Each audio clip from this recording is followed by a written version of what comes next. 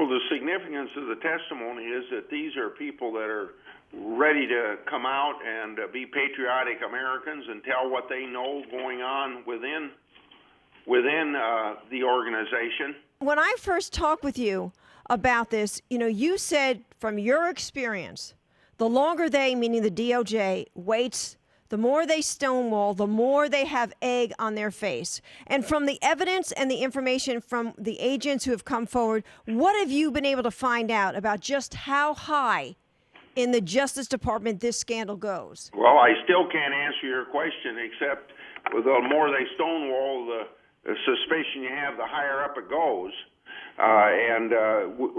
It's because we don't have the information that we've requested that I'm no closer to answering your question than I was a month ago when we talked on this very same program.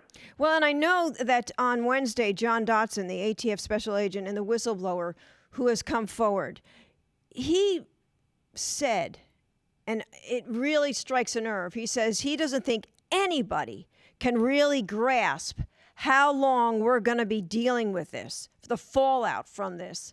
Do you agree with him? I mean, we've had the tragic murder of the Border Patrol agent Brian Terry, and then we saw what happened in Western Mexico with the downing of that helicopter. Yes, and then you also had just a report within the last few days about in some place in Mexico, they raided a home and ran into some of these guns that had been sold through the Fast and Furious campaign. And we know that there's been crimes on both sides of the border that have used these guns. We know about the murder. We know about the possible use of these weapons in the murder of Zapata. And when you've got no less than 1,800 guns floating around, we're going to be paying a price for this for a long period of time. And then worse yet, the motive behind doing it was they were going to be able to follow the guns to some big drug kingpin and make a big arrest and make a good public relations look for the ATF, and that's probably not going to happen. Mm-hmm.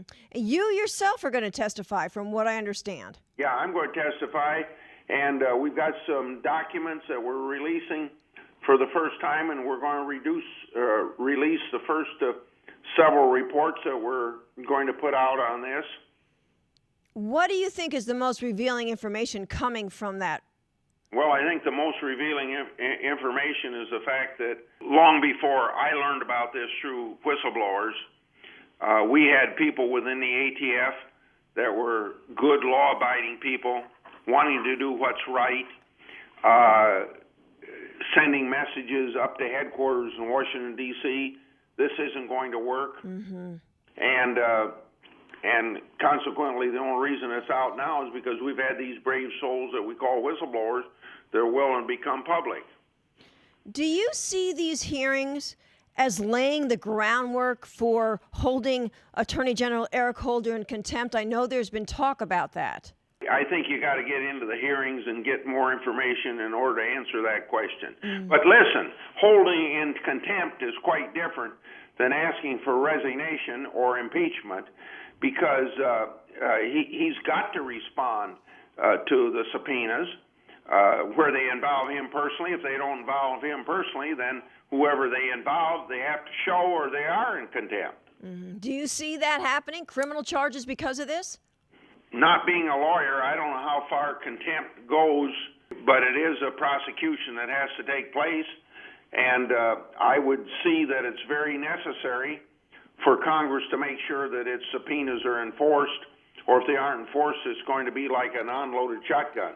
I've got to ask you, here you have this scandal with an impact that is just unbelievable. Have you been satisfied with the kind of media coverage this has been getting? I think that some media has done a good job of it, but not enough have. Mm-mm. And I think it's probably because of the liberal bias of our media, that they aren't going to give it the attention it should, because it might make a Democratic administration look bad. Yeah, I think that's very true. And you talk with some of these gun dealers, and they'll be and I've talked to some of them. I've talked to an attorney with a gun dealer in Houston, and he just said they were very concerned about where this was headed.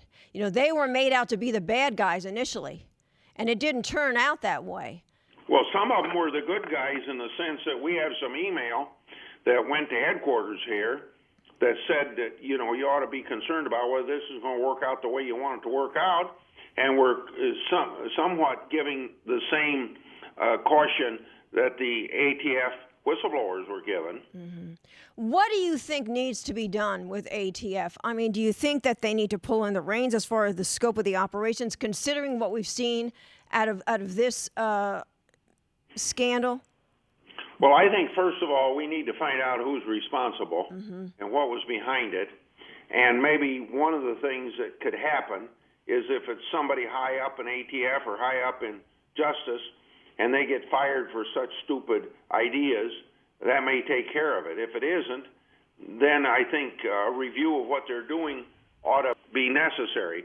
But, they did stop Operation Fast and Furious after my questioning began. There's no question that somebody did something. We just got to find out who knew what. And do you think by the time these hearings are over, we're going to have a better picture of exactly who knew what and when they knew it? As long as we know what to subpoena and we get the documents through subpoena, the answer is yes.